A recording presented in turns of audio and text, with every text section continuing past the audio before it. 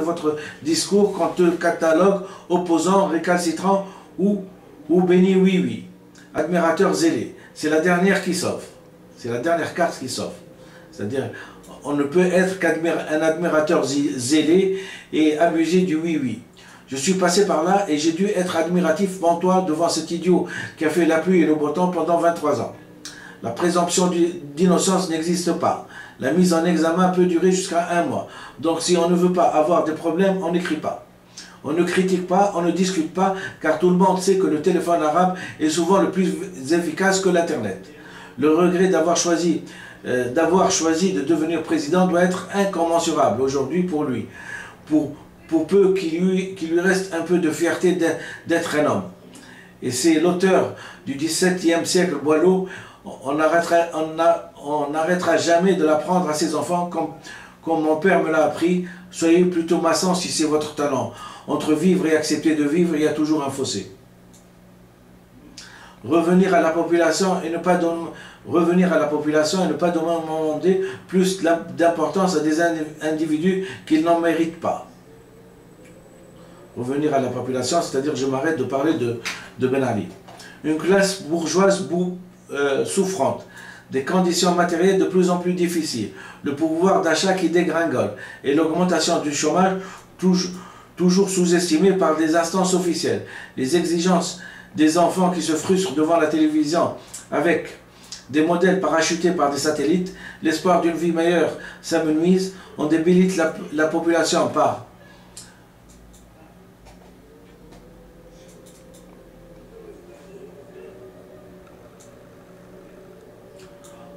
des matchs de football qui leur permettent de vivre des séquences de matchs du dimanche jusqu'au dimanche prochain. Voilà comment on peut dériver la conscience de tout un peuple de la réalité qu'il vit.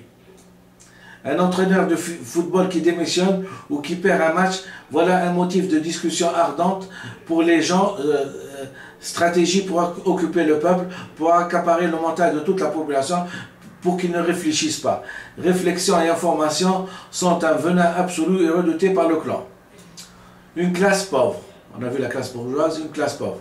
Pour revenir, la frustration journalière de la population a augmenté de jour en jour, pour arriver aux limites de la résistance de l'être humain. Ce n'est plus le confort qui est demandé, mais la survie. Dans le sud du pays, on va au dispensaire pour un sirop antitussif qui sert à se faire un casse-croûte.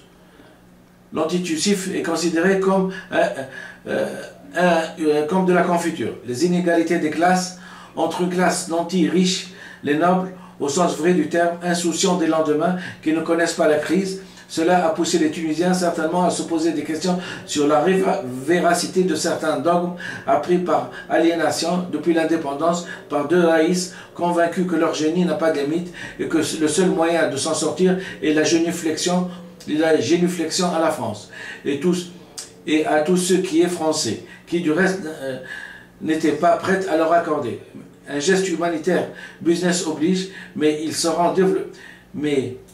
moins ils seront développés, plus ils auront besoin de nous. Enfin, une culture de la personnalité digne des plus grands dictateurs de l'humanité. Dans l'un, on a bénéficié jusqu'à la mort, après 30 ans de règne.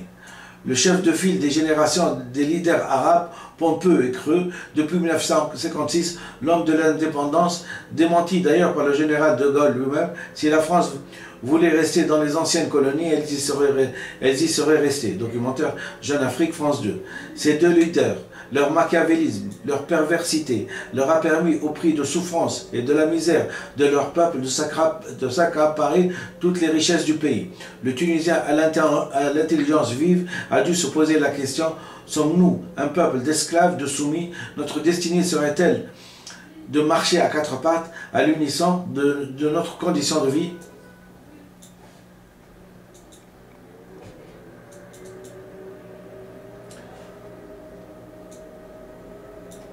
Un élément déclencheur.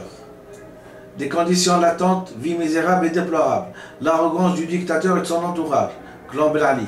Voilà pour moi ce que j'appelle l'origine de la révolution des Béni Nono. Un régime dictatorial qui a duré du 7 novembre 1987 au 14 janvier 2011. Le feu du désespoir a été à l'origine d'un soulèvement sans précédent qui a commencé à Sidi Bouzid, ville du centre du pays.